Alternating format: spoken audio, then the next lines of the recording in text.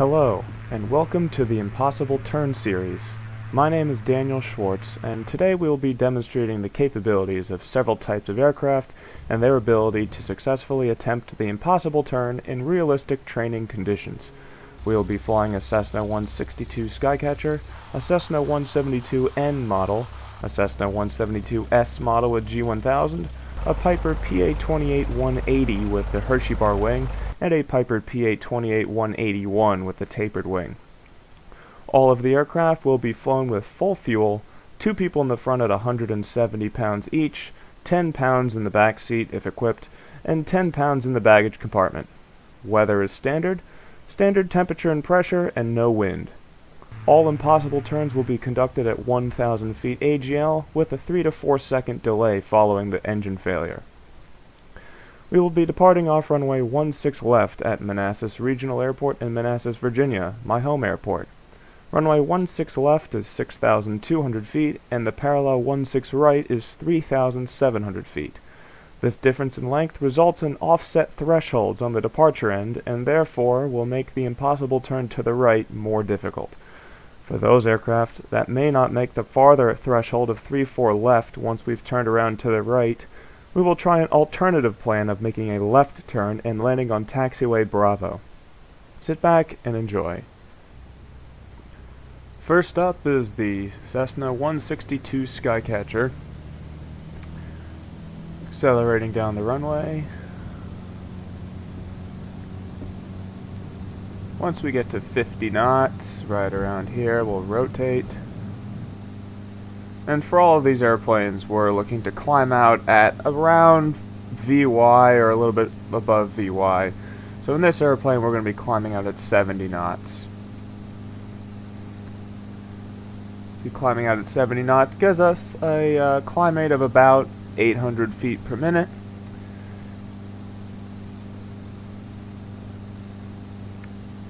$100 feet to go.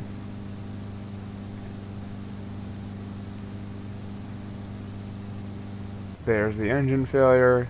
3 to 4 second delay. Push the nose over, and immediately about a right turn. And for all these airplanes, we like to make a 30 to 45 degree bank turn while maintaining best glide speed. In this airplane, best glide speed is 70 knots.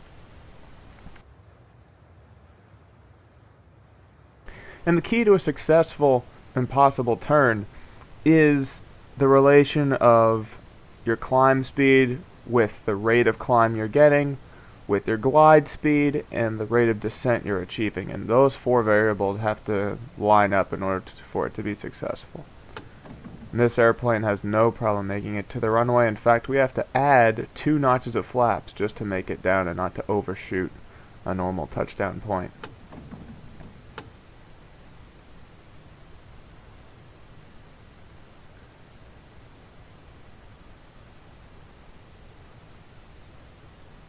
And about 10 to 15 feet above the runway, we start to level it off,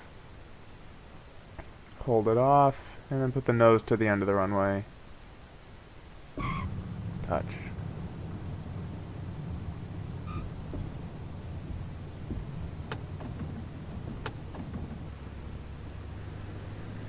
Now we're going to try it 2 more times just to make sure that we have some consistency. Larger sample size. 50 knots, rotate.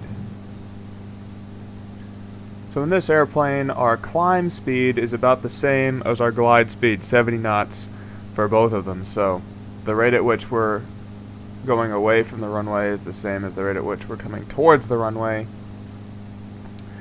And our climb rate again is about 800 feet per minute.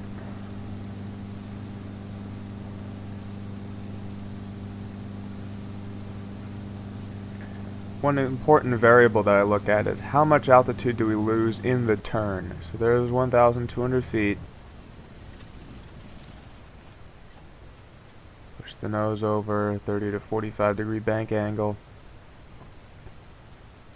Maintaining 70 knots in the turn.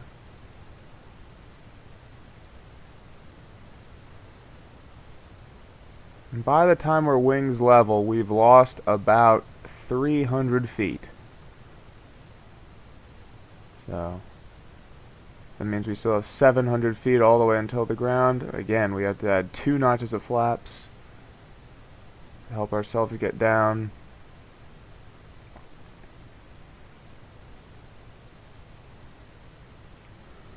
So in a Cessna 162, it is a pretty surefire thing that at 1,000 feet you will be able to make the impossible turn. Of course, just a reminder that this is standard weather conditions, a standard temperature, standard pressure, and no wind. And those variables, of course, will change the performance of the airplane. But this airplane seems to have no issue with making it. We'll try it one last time.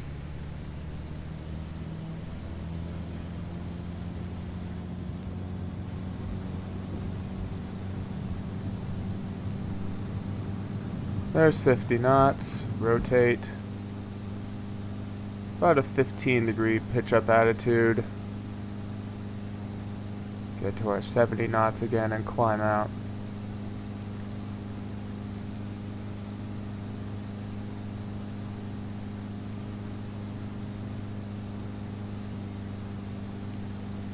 $200 left.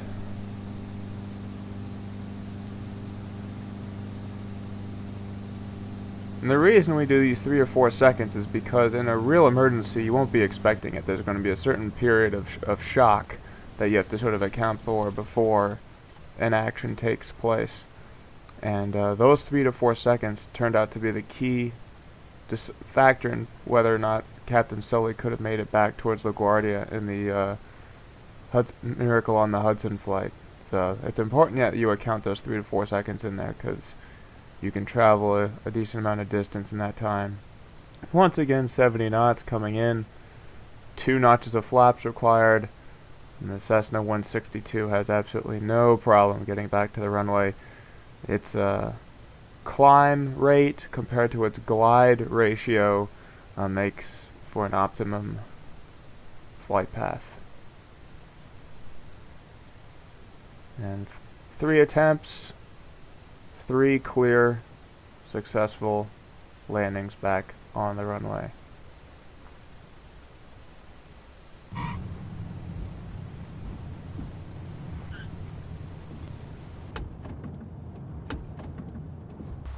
Now we're going to fly something a little bit bigger. This is the Cessna 172N model, and unlike the Skycatcher that we are flying at max gross weight, this one we're assuming an empty weight of 1,500 pounds, and with the payload that we prescribed in the introduction, the weight of this airplane is 2,142 pounds, or 93% of its max gross weight.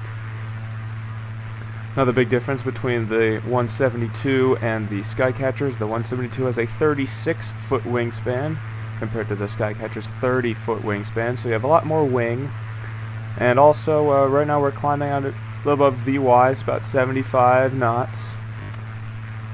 So slightly faster than the Skycatcher. We're also getting about an 800 foot per minute climb rate. There's the engine failure. 3-second delay into the right turn. And unlike the Skycatcher, where our climb speed and our glide speed were the same, this one, our glide speed is a little bit slower. Best glide in a 172N is 65 knots, which means we should be coming back towards the runway a little bit slower than we were going away from the runway, so that theoretically makes it a little bit more of a challenge. Seems like we're about a 600 foot per minute descent, 700 foot per minute descent. And this airplane, we also had to add a couple notches of flaps in order to bring us down. So I'm a flight instructor. I've done lots of simulated engine failures in carbureted Cessnas, and indeed they are very, very good at gliding. So attempt 1 made it back to the runway without any problem.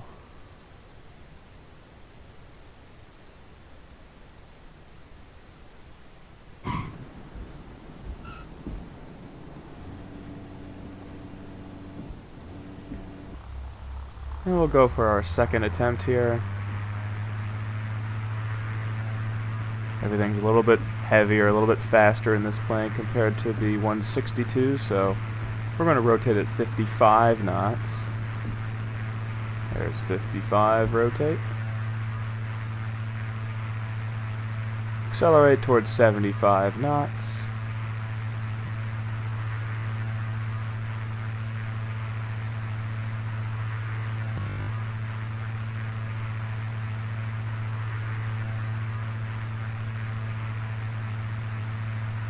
We'll see how much altitude we lose in the turn on this airplane.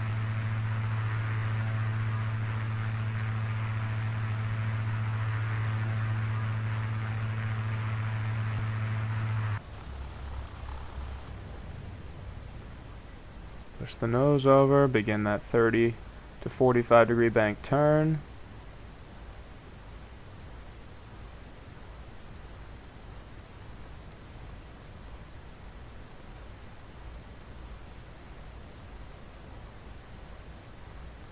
And in this airplane we lose about 250 feet at the end of the turn, so actually less altitude lost than the Skycatcher. But of course we're coming in at 65 knots instead of 70, so it's all about that relation. Yep, you can hear those notches of flaps coming in, so under these conditions, with this payload, seems like the 172N has no problem making it to the runway, although we'll do it one more time just to make sure. Propellers in the way. But I greased it anyway, right on center line.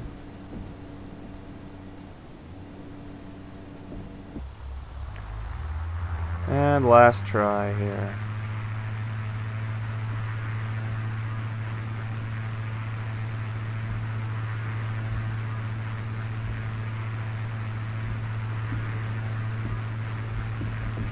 .55, rotate.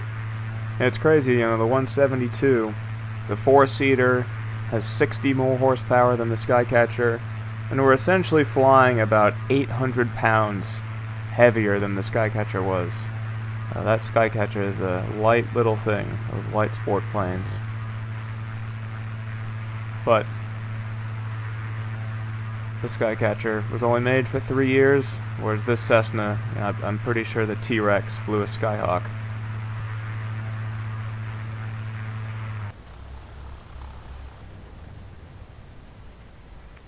And last attempt. What's nice about this airplane is that because the glide speed is slower than the climb speed, when you lose the engine, you don't have to push the nose over so much to get back to your glide speed. The airplane slows down and you're already sort of right there. That will be an issue for when we get to the Pipers in a couple minutes. Once again, 65 knots coming right in. Couple notches of flaps, about a 700 foot per minute descent rate.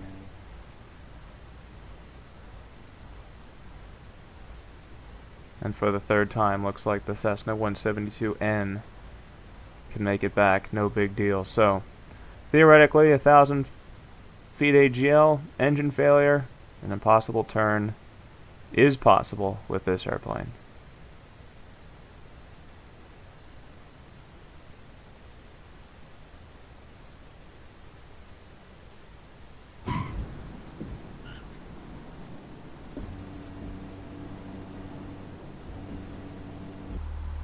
Now we're going to fly the Cessna 172S with a G1000.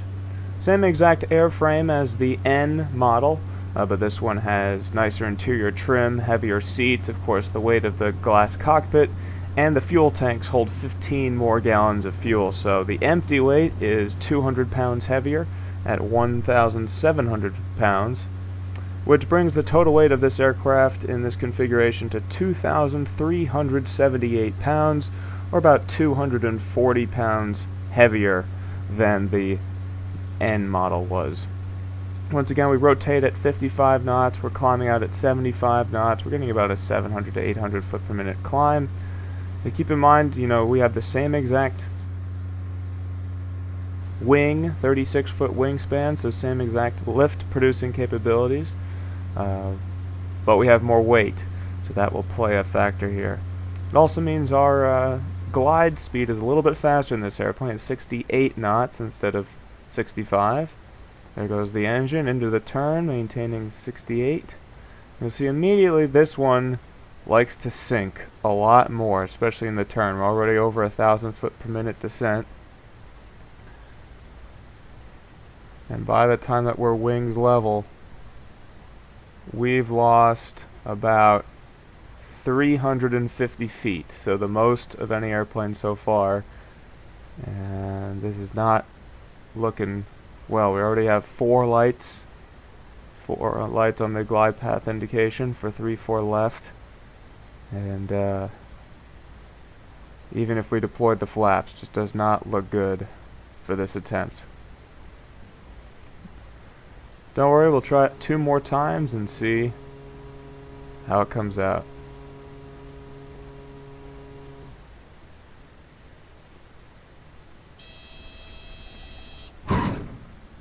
Well, obviously that didn't go so well, so let's try it one more time. This airplane also has a slightly bigger, heavier engine, making 180 horsepower instead of 160.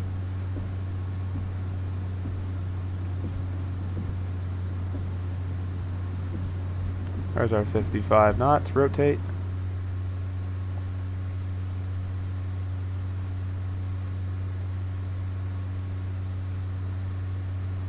Takes us a little bit longer to get to that 75 knots. Which in this airplane is a little bit faster than VY. But pretty much right at VY.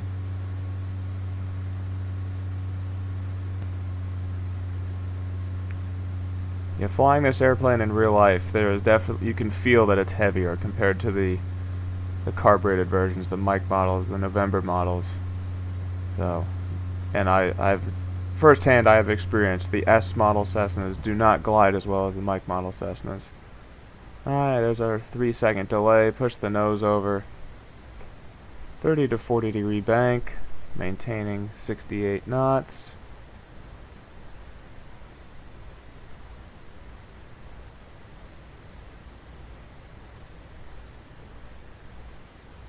And that time we lost about 300 feet, so a little bit better than last time. So let's see if that helped us get to the runway.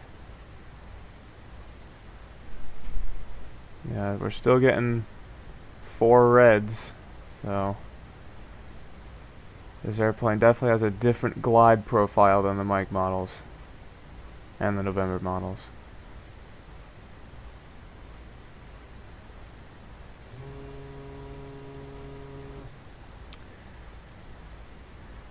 Into the trees we go.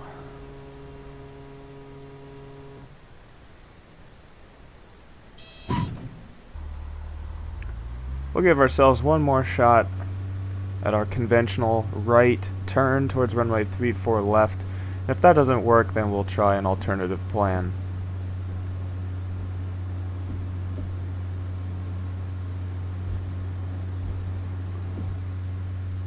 Alright, up in the air. Lowering the nose just to give us our 75 knots.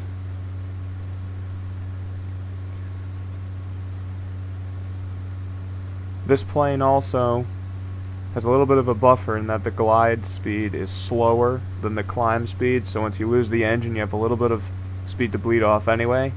But because it's 68 not 65, you might have to push the nose down more to intercept that 68.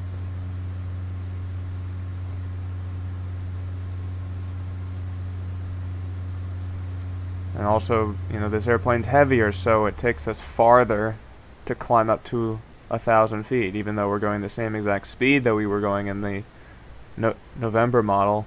Because we're heavier, it takes us a farther distance. So now we're further from the runway, and we're heavier, we have a worse glide ratio, and those two things combined means it does not look good for us. Again, 300 feet lost in the turn that time. Coming in. And it just doesn't look like it's going to make it.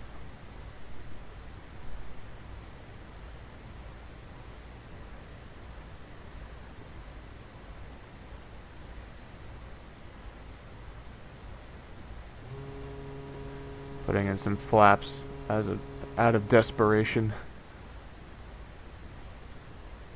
Just is not going to be enough. So now we'll try our alternative plan, Plan B. Instead of a right turn, we're going to make a left turn and attempt landing on taxiway Bravo, which is the parallel taxiway to the long runway, meaning the end of it will be closer to us once we make our turn, so theoretically that should help.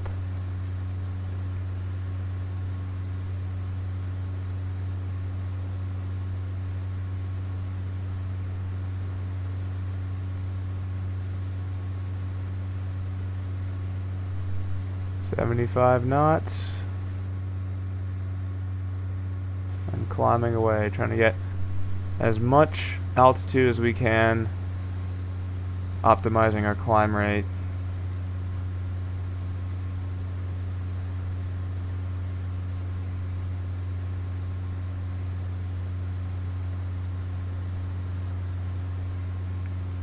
There's 1,200 feet.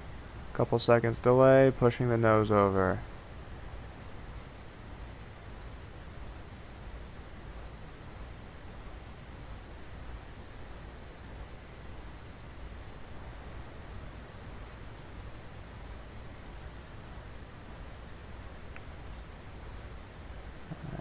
You can see how much closer this runway is.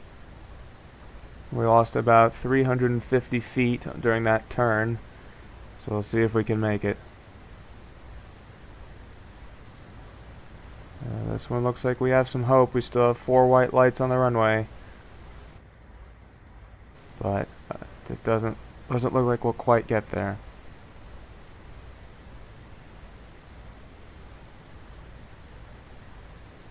About a 900 foot per minute descent rate at best glide. Just not gonna work. We'll try it one last time. Give ourselves one final shot at it. You can see it's surprising what 240 pounds will do. Same airframe, more weight, and it just doesn't work out.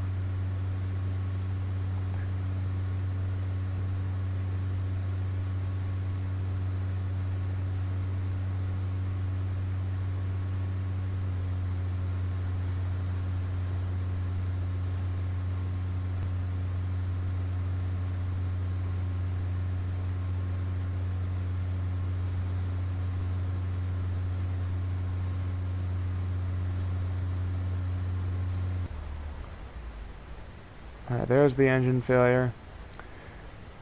Another factor at play is what bank angle do you use for your turns? As we know, the steeper the bank, the more you lose vertical lift, and your glide rate is going to suffer as a result. But the steeper the bank, the quicker you get turned around. You don't waste any further distance, so it's kind of a balance. So I decided, for most of these planes, I decided to do about a 35-degree bank. Try to find a good average here. This one looks like the best attempt so far. We're coming at 68 knots. But already we're getting some of those red lights. And the last thing you want to do is pull up. A lot of pilots, they feel the urge to pull up to avoid the obstacles, but you're going to get slow and stall. Okay, we're going to try something a little bit different now. This is a Piper PA-28-180. Or otherwise known as the Cherokee 180.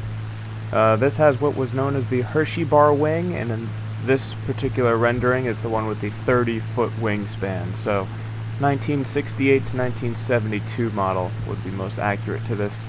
The 1973 to 75 also had a Hershey bar wing and was stretched, and we'll assume that that will perform similarly to this. So I rotated at 70 miles an hour. We're going to climb up between 85 and 90 miles an hour.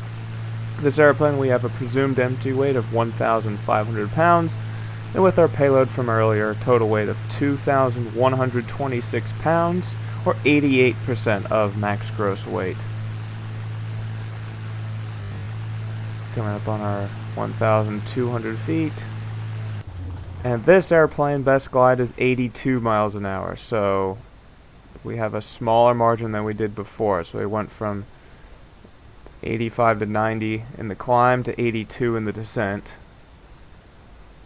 You can see this plane also likes to sink a lot during the turn. Funny thing, this airplane also has a 30-foot wingspan, just like the Cessna 162, but the Cessna 162 is approximately 800 pounds lighter than this, so this has the same area of wing and 800 pounds more. So as you can see, this thing falls like a rock. We were nowhere close to making it to the runway. We have these Johnson bar style flaps that give you a little bit of boost, but just not enough. So we'll try it a second time.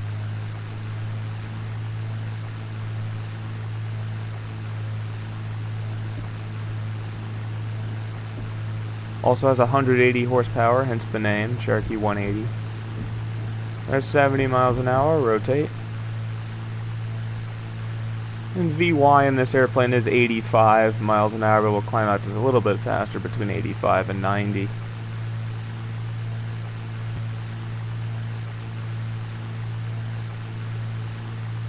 Getting about 700, 800 feet per minute in the climb.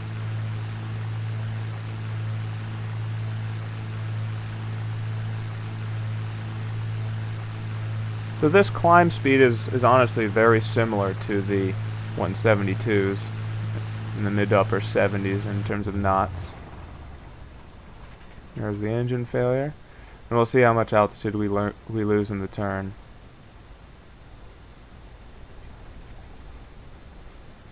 See, it's quite fidgety in the turn, these slow speeds with these steep banks, like you get close to your stall speed. Now we lost about 375 feet. 82 mile an hour best glide, a little over 70 knots. So we're returning to the runway faster than we did in the Cessnas, but because of these short stubby wings, just the glide ratio is not there.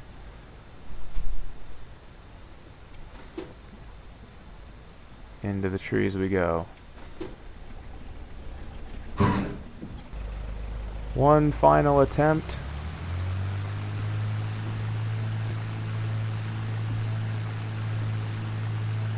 Yeah, 1973 through 75, they took the Cherokee 180 and they stretched the wingspan by 2 feet.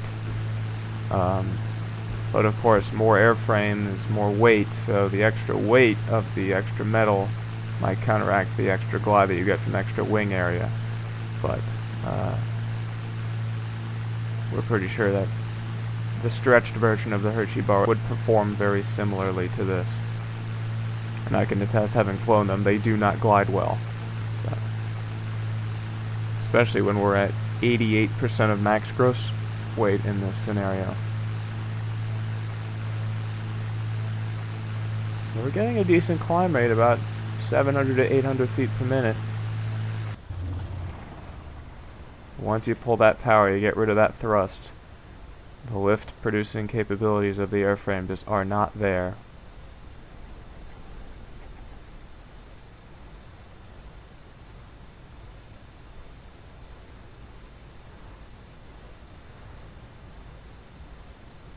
Again, 350 feet lost in the turn. About 900 to 1,000 foot per minute descent rate. Just won't cut it.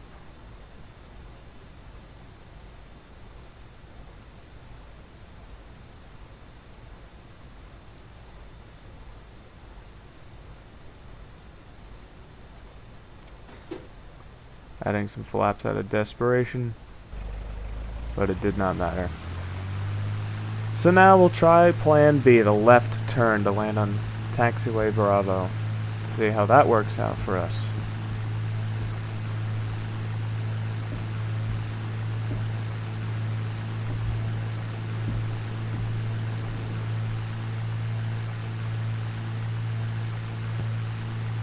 Everyone knows about all the jokes we make of the Piper Arrow's poor glide rate, and essentially this is a very similar airframe. Shorter, stubbier, fatter wings.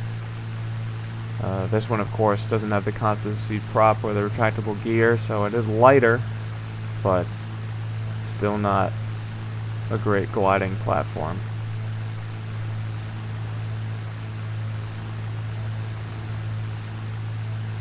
There's the engine failure.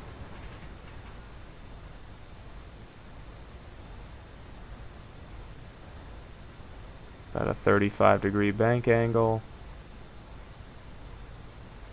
Yeah, in the bank you can see our descent rate is well over 1,000 feet per minute, and that just sucks all the altitude out. Roll wings level again. This time we've lost about 400 feet, but now we're much closer to our target, so let's see if we can make it. And it just doesn't look like it'll be enough. Very similar to the 172S model.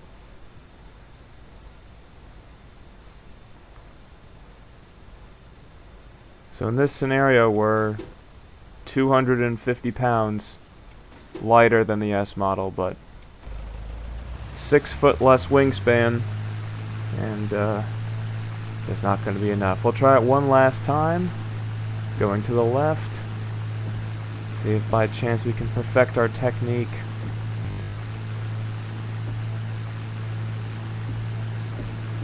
What's really hurting us with this airplane and in the 172S was the amount of altitude we lost in the turn.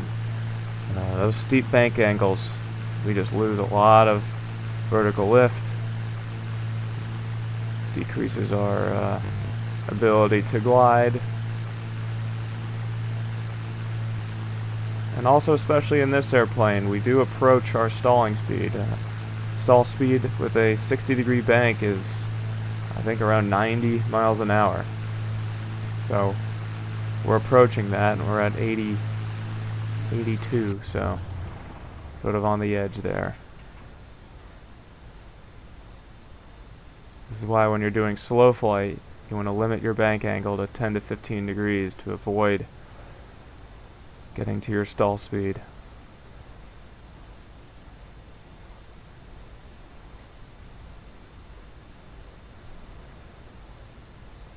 Once again, we lost about 400 feet in the turn. Let's see if we can make it in.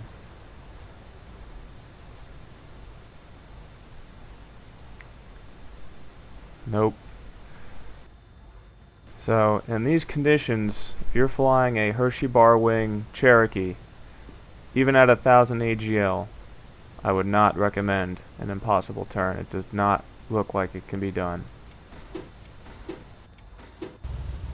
Last but not least, we're in a Piper PA-28-181, otherwise known as the Archer II.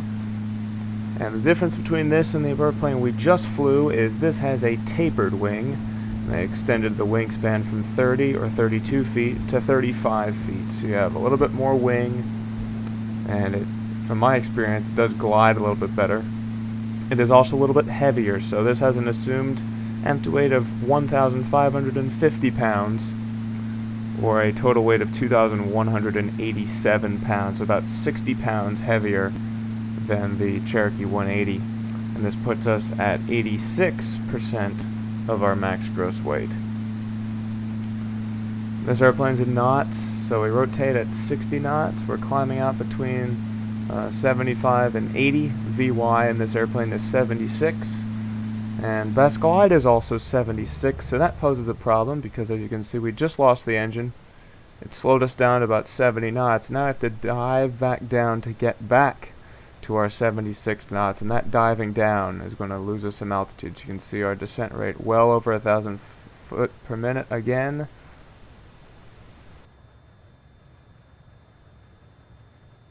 We roll wings level. We've lost 375 feet. 76 knots, and once again, just like the S model, just like the Cherokee 180, doesn't look like we can quite make the runway. Although this one's closer. This is the closest one so far, especially using in those notches of flaps right at the end. Just no cigar. Take two.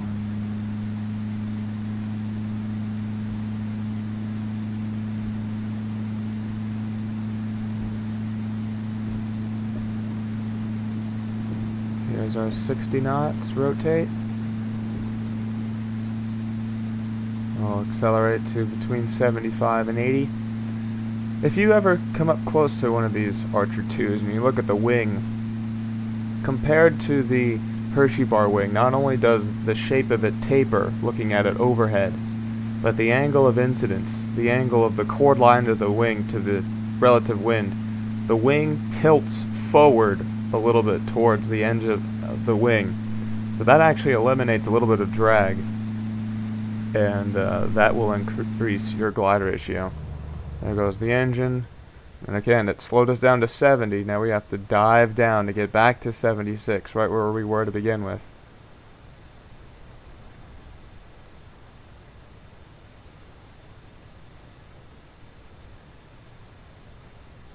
Alright, we lost about 350 that time, so a little bit better. 76 knots all the way in, and again just closer than the S model, closer than Cherokee 180, but not gonna make it even with those flaps.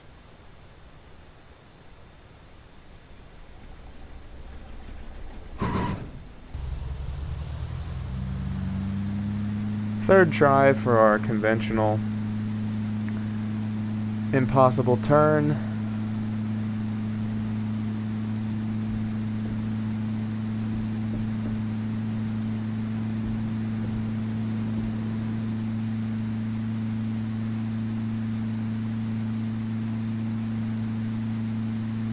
And we'll see at our VY speed here, we achieve a climb rate of about 800, 900 feet per minute.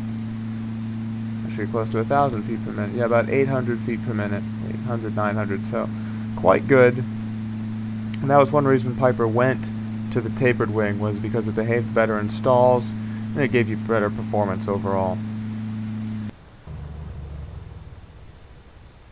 Push the nose forward, have to get back to that 76 knots.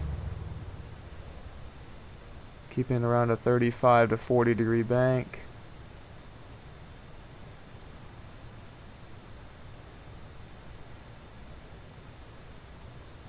Lost a little over 300 feet.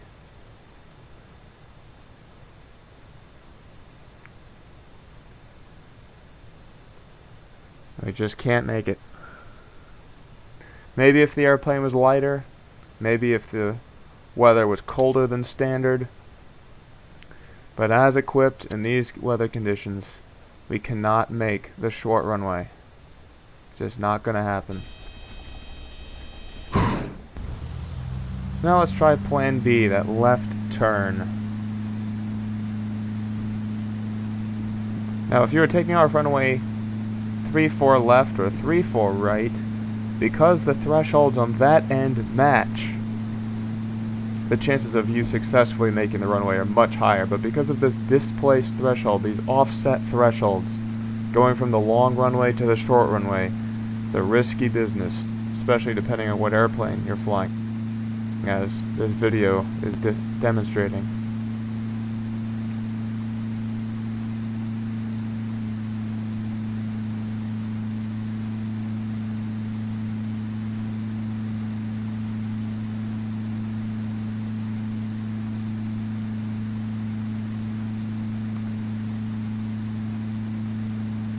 And there goes the engine. About 3 seconds later.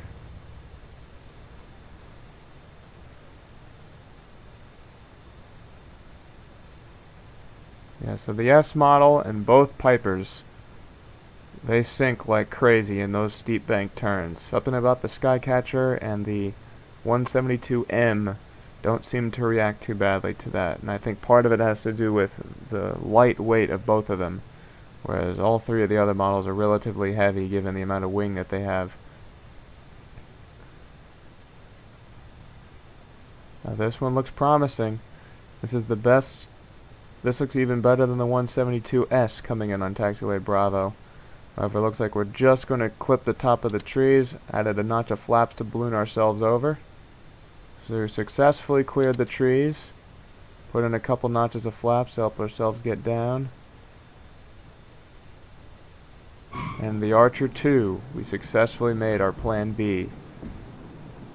So we're going to try it one more time, just to confirm whether or not Plan B is a viable alternative.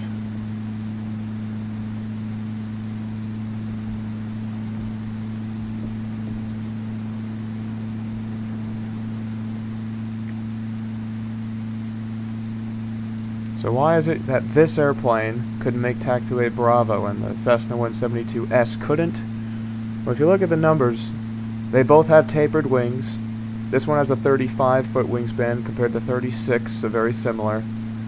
But this airplane is about 190 pounds lighter. Just doesn't have the glass cockpit, doesn't have the super heavy seats, has slightly smaller fuel tanks, 48 gallons compared to 53, and all those things combined, you have similar lift producing qualities with a lot less weight, and so it can make it. Whereas the Hershey bar wing, just the wing was our problem there. And also our glide speed of 76 knots in this means we're getting closer to the runway faster than the 68 knots in the Cessna.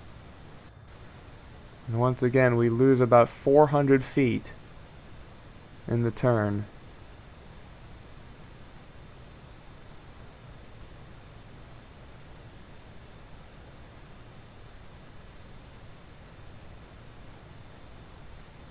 But it looks like we can make it.